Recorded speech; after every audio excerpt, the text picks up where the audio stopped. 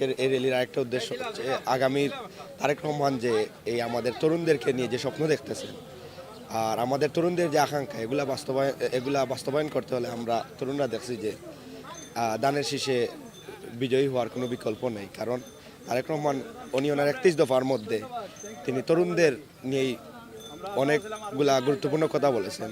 কারণ আপনারা জানেন আমাদের অনেক যুবকরা কর্মসংস্থানের অভাবে বেকার হয়ে পড়তেছে। উনি 23 নম্বর দফায় বলছেন যে বিভিন্ন ধরনের দক্ষতা উন্নয়নমূলক প্রশিক্ষণের মাধ্যমে যুবকদের কর্মসংস্থানের ব্যবস্থা করবেন।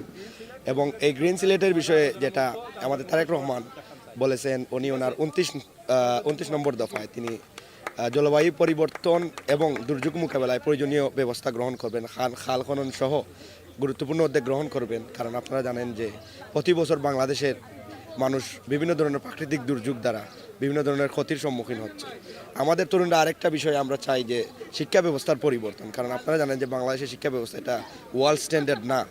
কারণ শিক্ষিত হয়ে আমাদের তরুণরা বিভিন্ন ধরনের ডিপ্রেশনে ভুগতে হয় কারণ কর্মসংস্থানের অভাবে। তারেক রহমান বলেছেন উনি ওনার 25 নম্বর দফায় বলেছেন যে উনি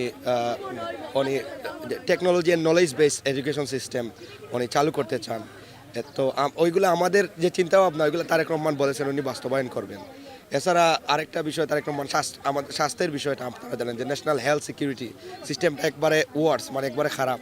বাংলাদেশের এই যে স্বাস্থ্য ব্যবস্থা সে স্বাস্থ্য ব্যবস্থার উন্নয়ন সম্পর্কে আমাদের তারেক রহমান বলেছেন যে উনি 26 নম্বর দফায় বলেছেন যে উনি স্বাস্থ্য ব্যবস্থা তরুণদের জন্য আমার সব তরুণ ভাইদেরকে আমি বলবো আপনারা সবাই দানের শীষে ভোট দিয়ে তারেক রহমানের 31 দফা বাস্তবায়নের সুযোগ দিন। কারণ আমাদের এই যে তারেক রহমানের যে তরুণদের নিয়ে যে ভাবনা এগুলা বাস্তবায়ন করতে হলে দানের শীষে ভোট দেওয়ার কোনো বিকল্প নেই। এছাড়া আমাদের দেশ তো একটা হুমকির মুখে রয়েছে, আমার সার্বভৌমত্বের একটা হুমকির মুখে রয়েছে।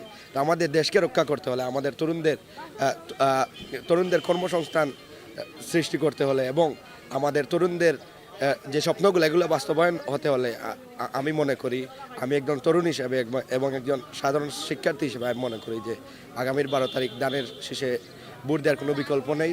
এবং আমরা চাই যে আগামীর যে সরকার নির্বাচিত হবে দানের শীষ বিজয়ী হওয়ার মাধ্যমে তারেক রহমান সরকার গঠন করে আমাদের তরুণদের স্বপ্নগুলো উনি বাস্তবায়ন